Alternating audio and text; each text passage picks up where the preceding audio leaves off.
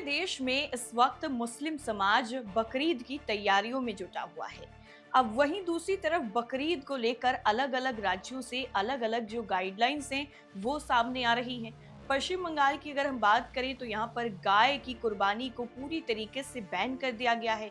इसके साथ ही दिल्ली की बात करें तो राजधानी दिल्ली में भी गाय की कुर्बानी को लेकर के सीधा सीधा मनाही की गई है और तमाम तरीके की जो गाइडलाइंस हैं वो जारी की गई हैं। इसी बीच में असम से एक ऐसी खबर सामने आई है जो इस पूरे मामले में एक नई चीज देखने को मिल रही है।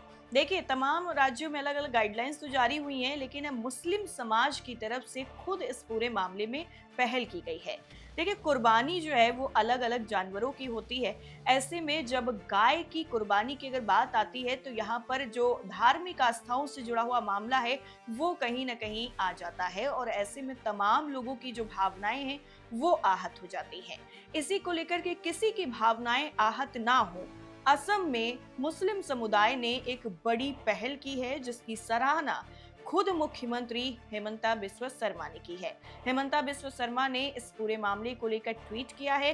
वो क्या है वो भी हम आपको बताएंगे, लेकिन उससे पहले ये बता देते हैं कि मुस्लिम समाज की तरफ से क्या पहल की गई है। देखिए, असम के होजाई, धुबरी, बोंगाई गांव और उधारबंद के साथ साथ कई क्षेत्रों की ईदगाह और कब्रिस्तान कमेटियों ने एक औपचारिक अपील जारी की है। इसमें मुस्लिम समुदाय से बकरीद के दौरान गौवंश यानी गाय की कुर्बानी जो है ना करने का आग्रह किया गया है। मुख्यमंत्री ने इस पहल की सराहना करते हुए इसे राज्य के सामाजिक धार्मिक ताने बाने को मजबूत करने और सांप्रदायिक सद्भाव को बढ़ावा देने वाला एक बड़ा कदम बताया है। मुख्यमंत्री हेमंता बिस्वा शर्मा ने ट्वीट किया है। ट्वीट के जरिए उन्होंने इस फैसले की जमकर तारीफ की है। वो ट्वीट इस वक्त आपकी स्क्रीन पर है। उस ट्वीट में क्या लिखा है वो मैं आपको पढ़ के बता देती हूँ। इसमें लिखा है, मैं असम के बहुसंख्यक सनातन समुदाय की भावनाओं का सम्मान करने के इस प्रयास का स्वागत करता हूँ। ऐसे स्वैच्छिक कदम राज्य में शांति और भाईचारे के माहौल को मजबूत करेंगे। मुझे उम्मीद है कि अन्य कमेटियां भी इसी तरह की अपील जारी करेंगी।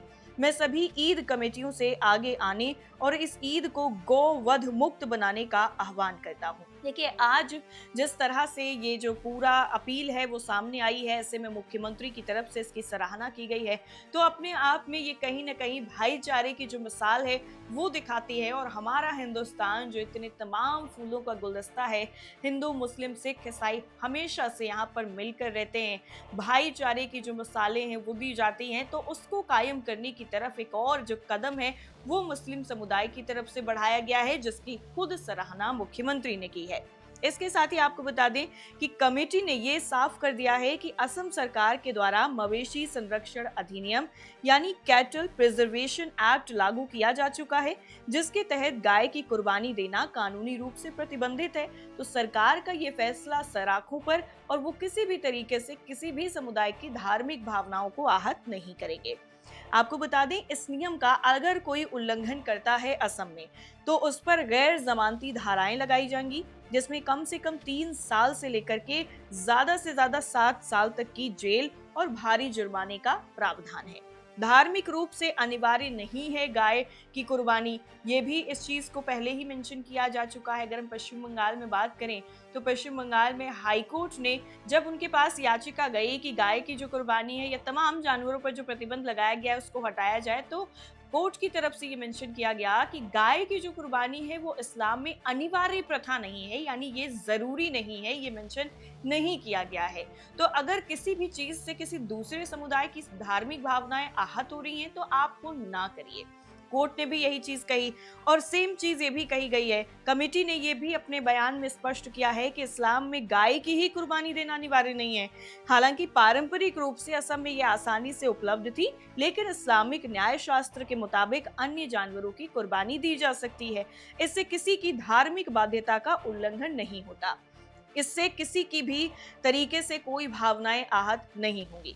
कमेटियों ने कहा है कि कुर्बानी की तस्वीरें या वीडियो सोशल मीडिया पर साझा करने पर पूर्ण प्रतिबंध रहेगा। मांस या जानवरों के अवशेषों को इस तरह प्रदर्शित नहीं किया जाएगा जिससे बहुसंख्यक सनातन समुदाय की भावनाएं आहत हो।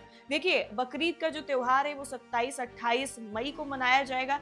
ऐसे में उससे पहले ही बकरीद को लेकर के तमाम जो नई गाइडलाइंस आई हैं, उससे कहीं न कहीं लोगों के अंदर छोटी-छोटी जो गुस्से की चीज़ें हैं वो नज़र आई।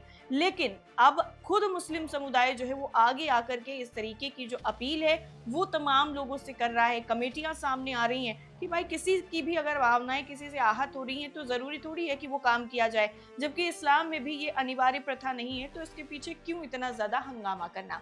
कैसी लगी आपको हमारी ये खबर? हमें ज़रूर बताइए। फिलहाल के लिए इतना ही। नमस्कार।